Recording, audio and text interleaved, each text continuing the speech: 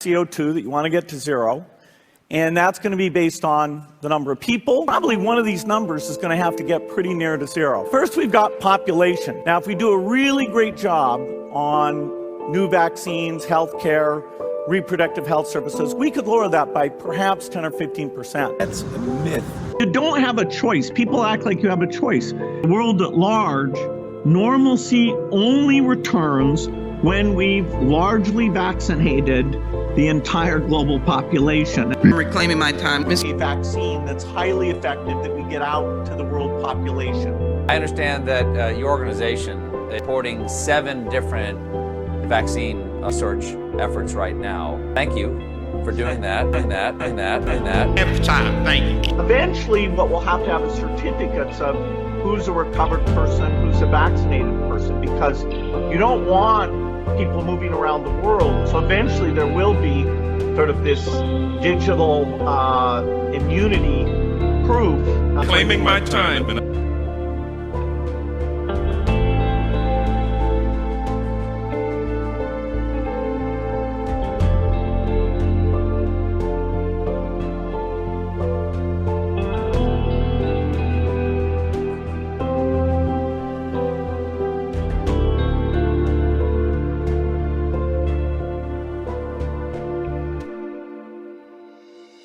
That's a myth. Reclaim my time. I'm here because I have personally treated over 350 patients with COVID. I'm claiming my time. I put them on hydroxychloroquine, I put them on zinc, I put them on Zitromax, and they are all well. Claiming my time. The past few months, I've taken care of over 350 patients. We've not lost one.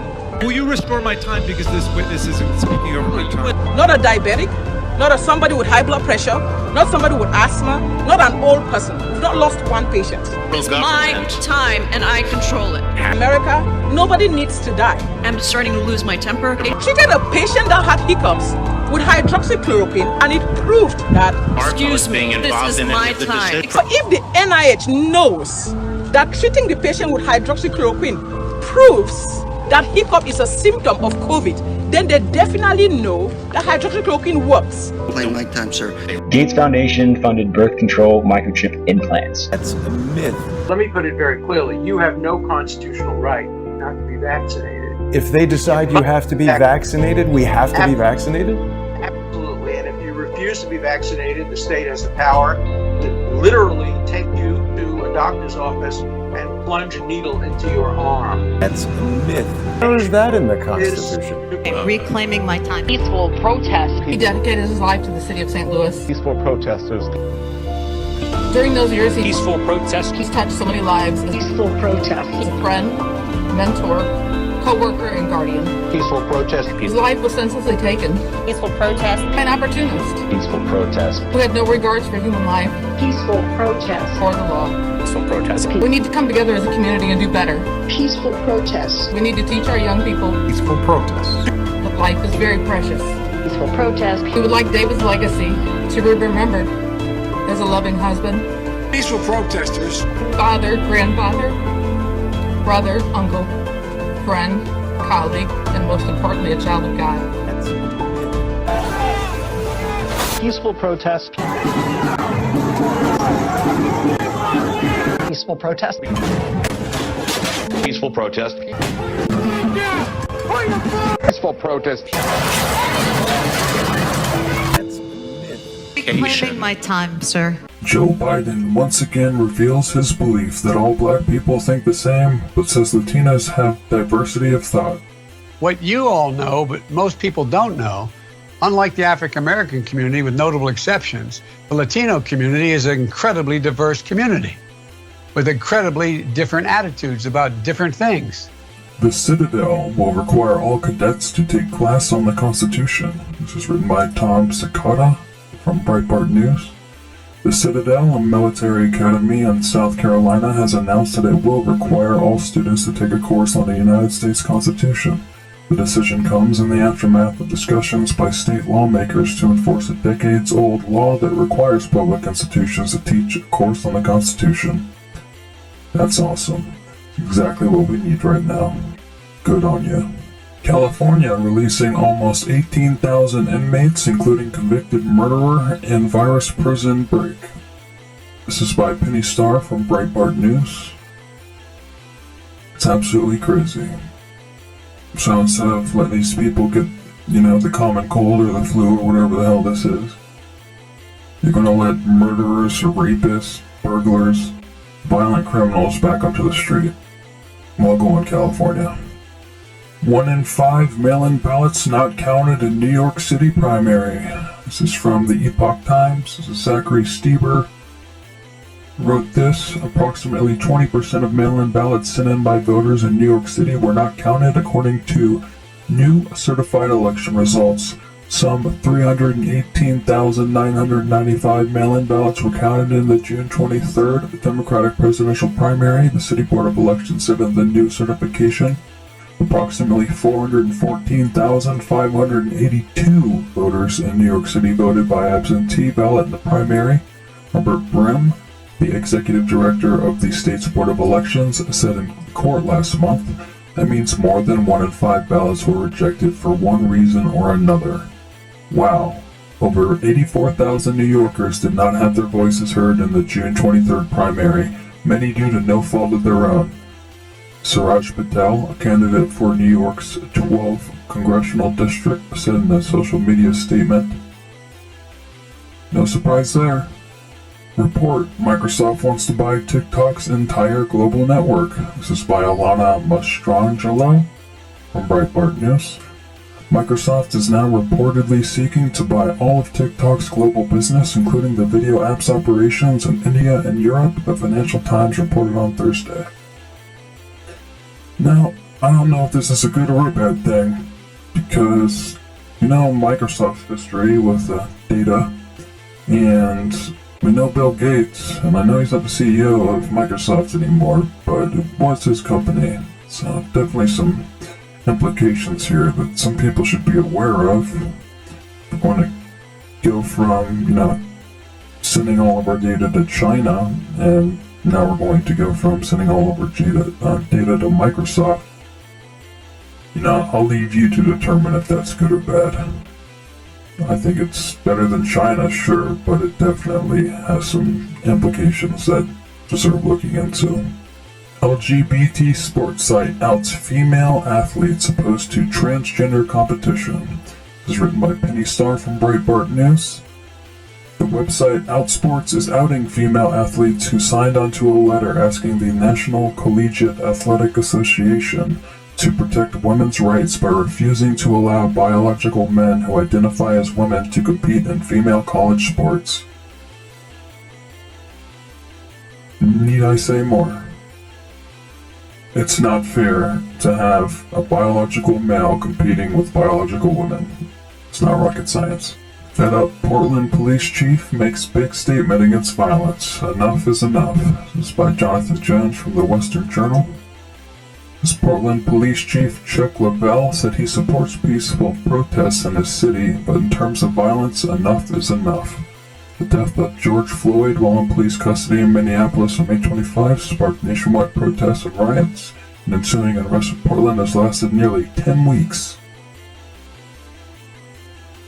So, apparently the Democrats were lying about, all of these riots and whatnot being simply peaceful protests and, Antifa being a myth. NRA to Joe Biden, come and take it. This is by AWR Hawkins from Breitbart News. The NRA responded to Democrat presidential hopeful Joe Biden's renewed push to ban assault weapons by telling him to come and take it. That's awesome. It's exactly what we need right now. Because anyone who thinks that you should ban assault weapons and defund the police is going to have a very rude awakening coming. Because if that kind of stuff happens, there's absolutely nothing to stop tyranny. So this is from theblaze.com by Leon Wolf. New York City Teachers Union protests school reopening plan with guillotines and coffins. Group of protesters marched from the United Federation of Teachers headquarters to the New York City Department of Education offices on Monday. displaying a number of props designed to convey the dramatic message that the Department of Education was killing them. According to the New York Post, the protests included about 200 people, many of whom were described to be educators, administration officials, or parents. They carried along with them a homemade yellow guillotine with DOE written on the blade and US written where the head should go. They also reportedly carried along at least 2 coffins draped in black and 3 body bags. The protesters were upset about New York City Mayor Bill de Blasio's plan to partially reopen schools this fall. They reportedly chanted, "We demand safe schools," as they marched and complained to media personnel who attended the protest that de Blasio's plan did not do enough to protect their safety. No surprise there. We got a video for this right here.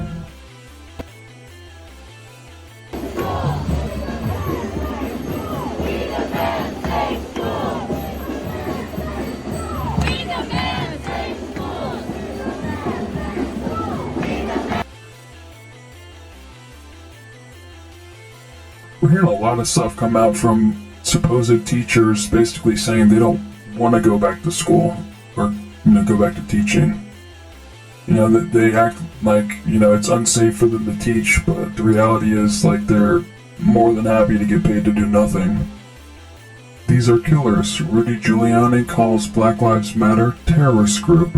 They are literally trying to overthrow our way of life. It's written by David Creighton from the Daily Caller. And I don't think anyone with common sense can disagree with that. Because, BLM and Antifa, they've shown their true colors, And the fact that the Democrats are saying these are peaceful protests still, and they're completely denying the existence of any violence going on. You've got people saying, oh, it's a myth, and just completely not even acknowledging the existence of Antifa. It's very obvious that these people are trying to destroy America. Democrats as well. Portland fines federal government for illegal fence around courthouse. This is by Catherine Rodriguez by Breitbart News. A large fence erected to protect the federal courthouse in Portland, Oregon remains in place, but the city says it is illegal. So not only has,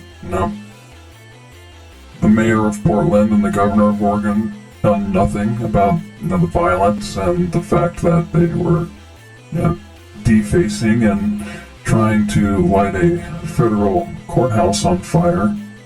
Not only did they stand down and not do anything about that, but now they're trying to fine the federal government for protecting their property. I don't know if it gets any dumber than that. FBI reportedly denies prominent conservative journalist his right to bear arms. This was written by Jonathan Jones, The Western Journal. Conservative journalist James O'Keefe, who famously took down Acorn and works to expose liberal bias in the media and in government, is suing the FBI after he was reportedly banned for purchasing firearms. O'Keefe released a video through his Project Veritas social media pages Thursday demonstrating his difficulty in obtaining a firearm.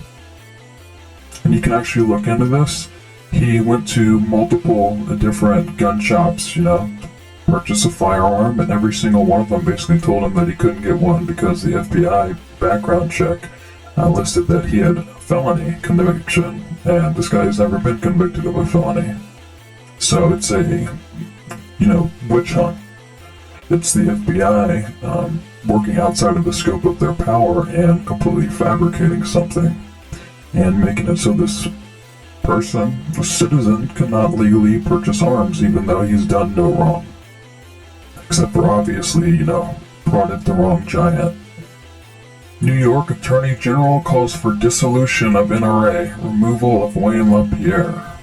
This is written by A.W.R. Hawkins from Breitbart News. New York Attorney General Letitia James filed a lawsuit Thursday in which she called for the dissolution of the National Rifle Association. That's right. This is actually happening. And there's a lot of people who are letting it happen. Producers, writers expose how much Hollywood self-censors to appease China in new report. This is by Allie Reynolds via The Federalist. American studios are not only cutting content that displeases the CCP, but actively inserting propaganda at the behest of the Chinese government. Imagine that. So, not only is Hollywood filled with pedophiles, it's also filled with CCP propaganda. F. Pigs. Rioters attack Portland police station with rocks, set it on fire. It's written by Jonah Gottschalk from The Federalist. With hundreds of heavily geared rioters involved, the raid on the East Precinct marks the third police building attack this week. How's that for your peaceful protests? This is from the Epic Times. Ivan Pinchakov. U.S. offers $10 million reward for info on foreign cyber election interference. It's getting serious, guys. The Department of State on August 5th offered a $10 million reward for anyone who identifies or locates hackers who work for a foreign government to interfere in the U.S. election. The United States is specifically looking for information on people who may have violated the Computer Fraud and Abuse Act while targeting local, state, or federal elections. Special Counsel Robert Mueller charged 12 Russian nationals in 2018 with violating the same statute in connection to the theft and dissemination of Democratic National Committee emails.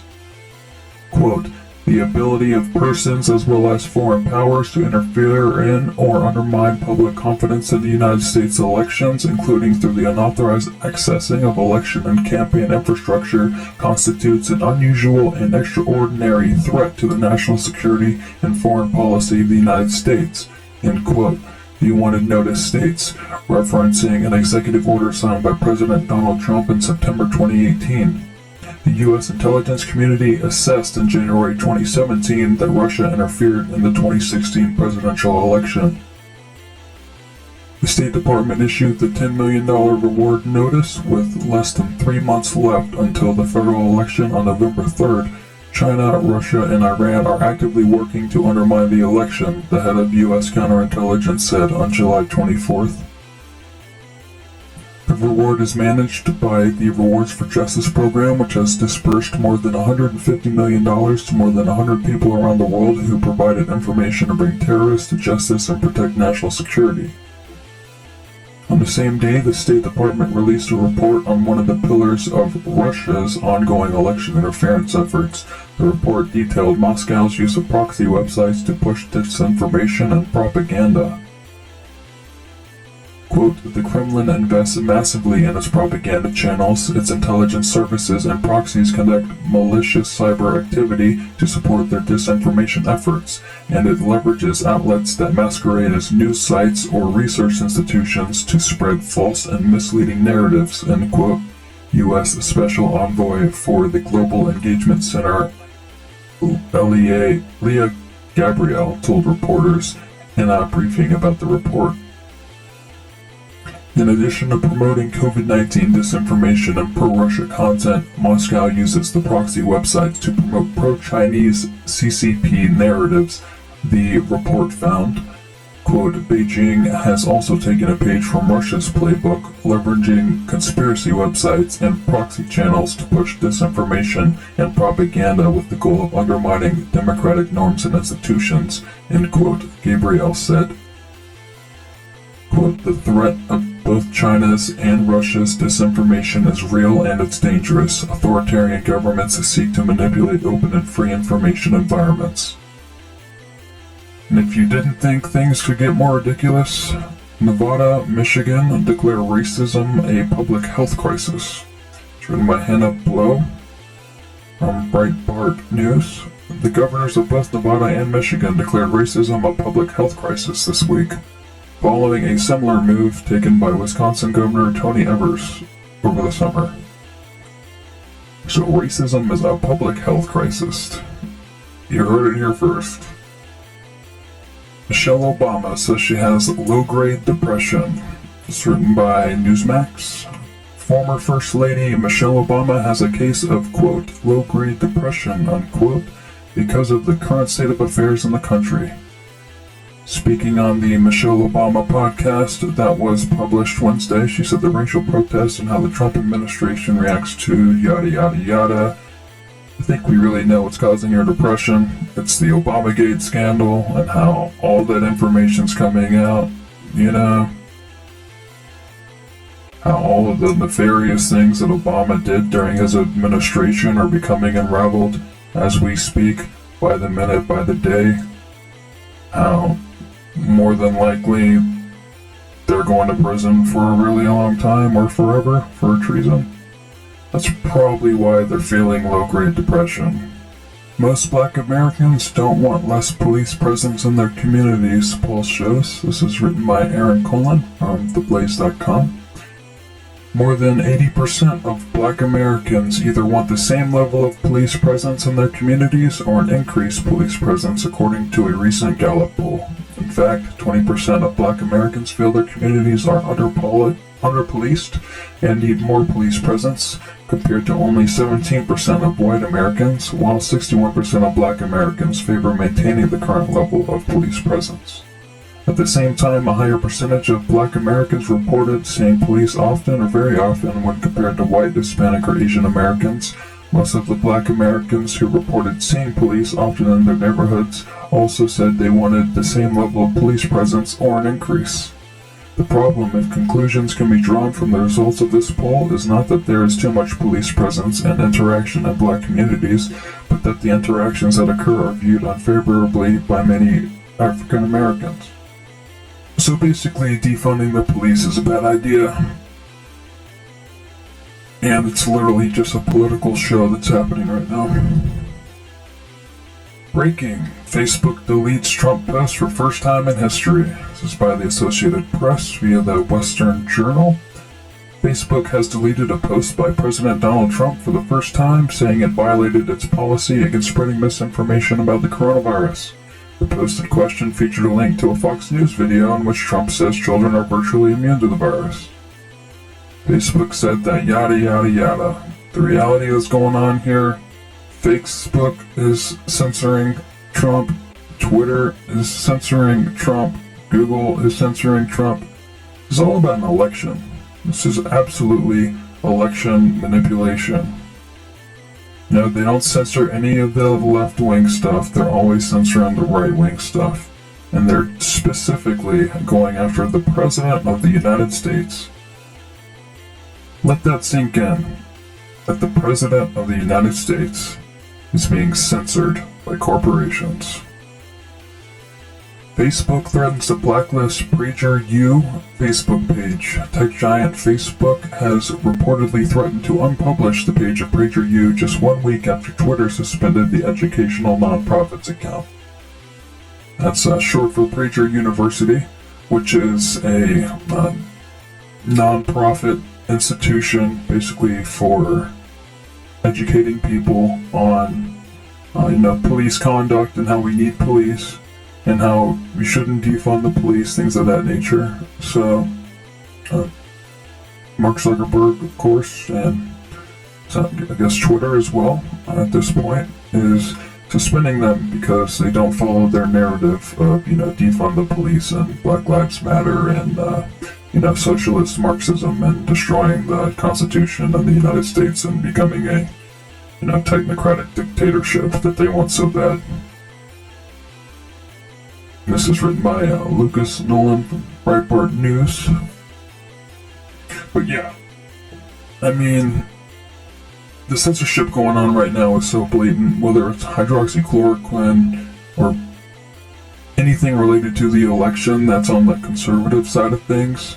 Like, everything is like so far left now, like, that's fine, that can be published, but anything that's conservative or anything near the truth, pretty much, is just being completely censored by Twitter, by Facebook, by Google, and by accessory YouTube, of course. So there's a big issue going on right now with censorship of, especially the right-wing candidates in regards to, election and everything that's going on, and it's a big possibility we're going to be seeing some lawsuits here in the future. NRA sues New York Attorney General for seeking to dissolve gun group. It's written by Tristan Justice from The Federalist. The National Rifle Association filed a civil suit against the New York Attorney General after the state official announced her office's intent to disband the gun group. U.S. lawmaker proposes bill requiring disclosures of Beijing ties for publicly traded companies. This is written by Frank Fang of the Epoch Times.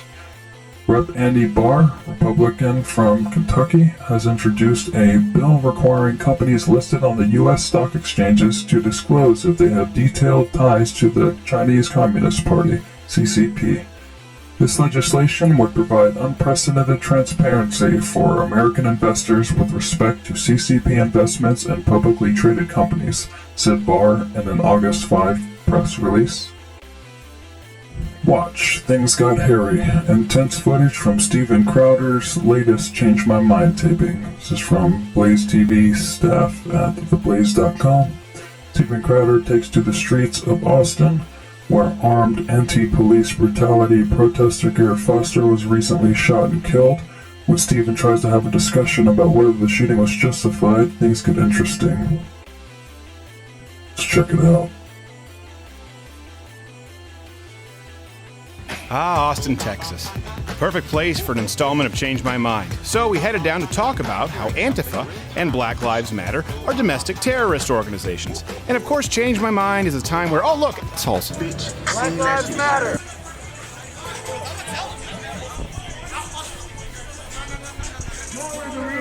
People hate the USA. Herman Cain already died. Good on him. I hope y'all do the same. You'll get to hear more from Motorcycle Man and Boombox Boy in the full upcoming video, but for now, watch what happened when I tried to get our resident wannabe Kick-Ass 2 impersonator to sit down for a friendly chat. Trade my 4x4 for a GC. You like to come over and talk? I gave him chance again. I even told him please. I find it crazy, but at least we can turn up the flames. I want to make sure, I've been protesting him since day one. He does not commit crime whatsoever. So you just said that, I want to make sure. Well, Antifa commits crimes. No, he does not commit crime. So sure. Real quick, before we do anything else, he's been there since day one. He's been having my back. He does not commit a single crime. Cool. Now, anything else that happens, that's cool. You can do whatever you think, you know what I'm saying? But I just want to make sure before whatever happens, y'all go on your YouTube and stuff and say this person did crime. Could you ask him to stop disrupting so we can keep having discussions? I think that's productive. You're my privilege. But could you ask him to? I mean, free speech, right, for everybody, not just you? The reason that I'm not going to is because this narrative is dangerous, and this narrative got Garrett Foster murdered. For y'all to say that these people out here saying Black Lives Matter are domestic terrorists, you're putting lives at risk. So I will not talk to you. You know what you're doing, and if you don't, then you need to. Because he aimed an AK-47 point blank in a car. No, you weren't there, so you can't tell me. The police report says that he did have an AK-47 and the guy was riding for Uber. So here's the thing. So I'm sorry. I didn't have anything to do with Garrett Foster being killed. So I want to say this. But just because of that, I think we might set up shop, and I actually think that that's a valid self-defense, that shooting right there. If someone storms your car and you're being booted while you're in your car, and someone comes up with an AK-47 aiming it in you... Let's change the sign! Let's change the sign! We're going to change the sign just for you! We're going to change the sign just for you about Garrett Foster, brother. Let's change the sign.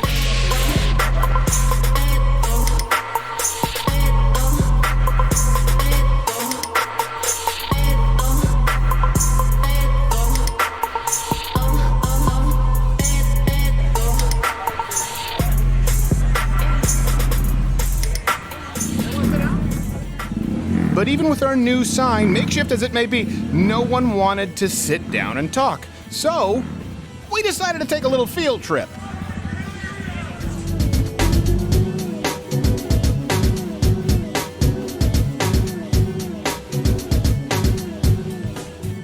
Hey, we're here at the Garrett Foster Memorial. Not that we were run out of town by Antifa on a rail. We were there for about, we were there for about 45 minutes. They just, when we were walking off, requested that I kill myself. So that's a new, I'll consider it, probably not. Garrett Foster, for people who don't know, the people who these folks were saying just. Alright, I think that was long enough to get the point through. You should definitely check out the whole video. It's Crowder and Antifa Clash and Garrett Foster. You can find it on YouTube. So they got a full video of that as well. But yeah, I mean, we all saw that video, right? The guy pointing an AK-47 inside of a truck's window, and then he got blasted away. And they're trying to, the BLM Antifa folks are trying to justify, him pointing an AK-47 at innocent people. and saying, he was murdered unjustly or something like that. It's like, dude, like, you have to be pretty deranged for it not to be common sense to understand that if you point an AK-47 at someone, there's a very high probability they might kill you if they have the opportunity to do so. I think any red-blooded American would do so if someone pointed a machine gun at their face. Op-ed, Herman Cain's final gift to us was exposing never-Trumpers for who they truly are. This is by Bruce LaBelle of the Western Journal. This is the Never Trump movement has never been about philosophical or ideological differences. It's always been about pursuing personal revenge against Donald Trump, beating the DC establishment at its own game. Their tactics were relatively aggressive and underhanded from the get-go, but they've really let the vitriol flow since coalescing under the auspices of the Lincoln Project. So definitely go check that out if you want to go read the full article. It's a little too long for me to get into the video.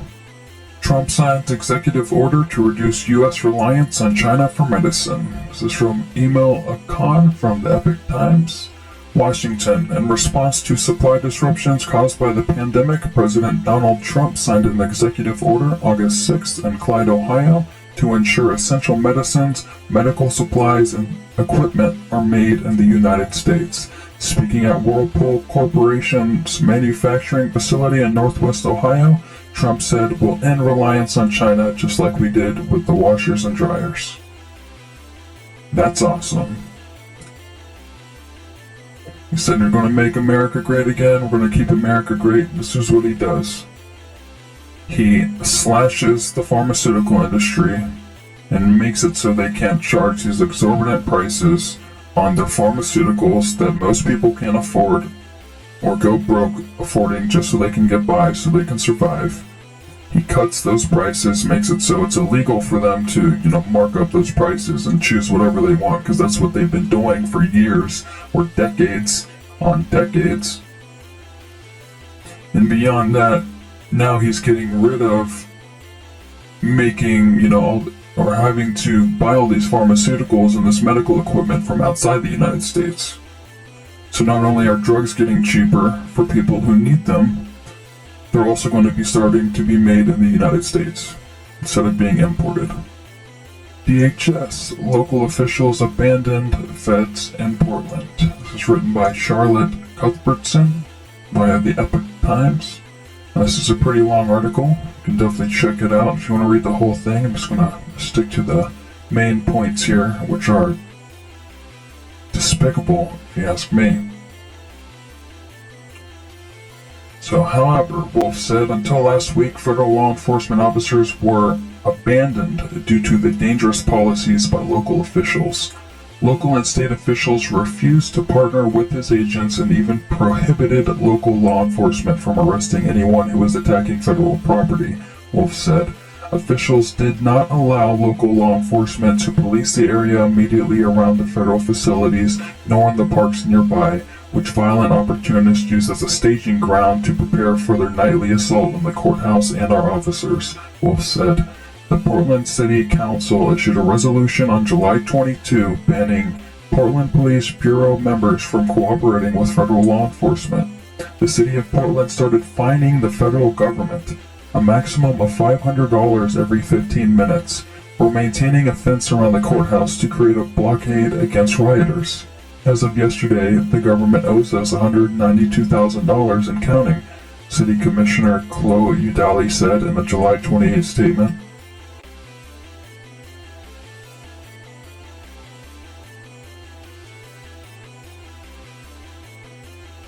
The tide started turning on July 30 after Oregon Governor Kate Brown sent state troopers to help DHS agents quell the violence and destruction around the courthouse.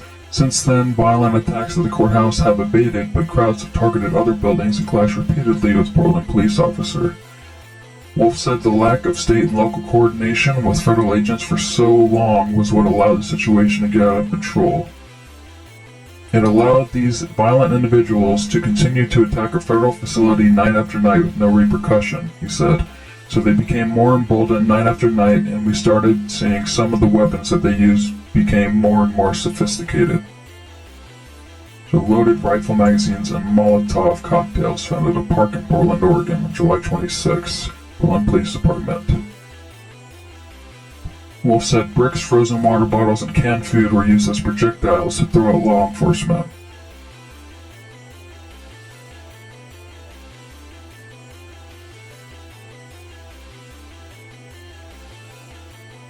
Officers have suffered chemical burns, bloody wounds, and attacks with blinding lasers, leaving some of our colleagues with eye injuries, he said.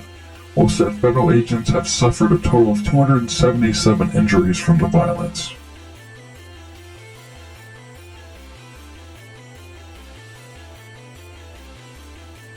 He said it appears some attacks have been clearly coordinated and that some rioters seem to be trained.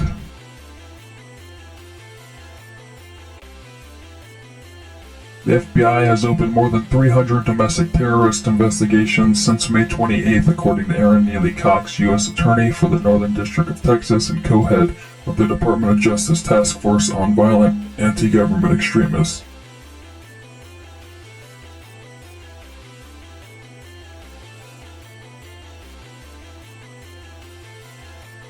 At the same time, shootings have spiked in Portland since a gun violence reduction team was disbanded by Mayor Ted Wheeler. The city recorded 63 shootings through July 26, compared to 28 in July 2019, according to data obtained by the Oregonian. So my take on this, basically, the government in Portland and the government in Oregon, so the mayor, governor, and their officials, basically barred the police from helping the federal government whatsoever.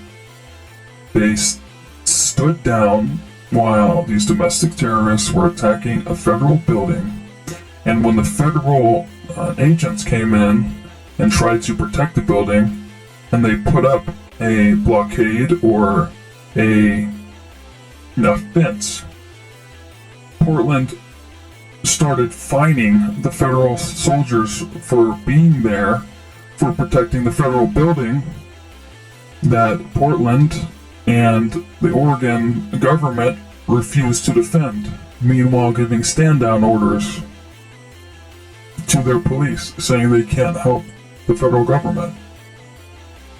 So think about that for a minute. They gave stand-down orders, basically said, don't help the federal government, don't protect the federal building, let these anarchists and terrorists just run free and do whatever the hell they want. Give them an opening, basically, to attack the federal government, these federal agents who are just trying to protect federal property, and fine the federal government for protecting federal property. Like, this is the most ridiculous thing I've ever heard. Like, you can't even make this stuff up. I don't know who they think they are, but this is what we're dealing with. People want to blame Trump, saying he did such a bad job with the riots and all this. It's like, no.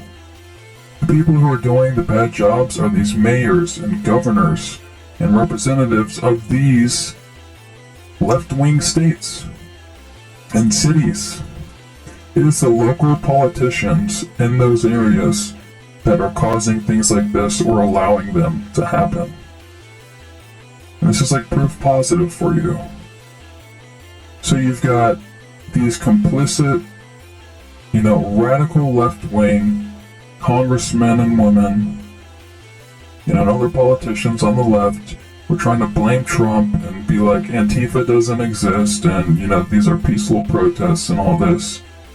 Meanwhile, they're giving stand-down orders to the local police saying that they can't help the federal government protect federal property from very clear domestic terrorism. So, you come to your own conclusion on this, but I think that's more than enough proof of collusion, that they are in complete denial. These left-wing Democrats, especially in Washington, acting like these things don't exist, they're not going on, and if they do, it must be Trump's fault. They are literally doing every single thing that they can to let these out-of-control riots get more and more out of control, literally take over their cities. People are leaving these cities in droves because they see how these politicians are running their cities and their states into the ground. And they have the audacity to try to blame it all on Trump. It's absolutely ridiculous.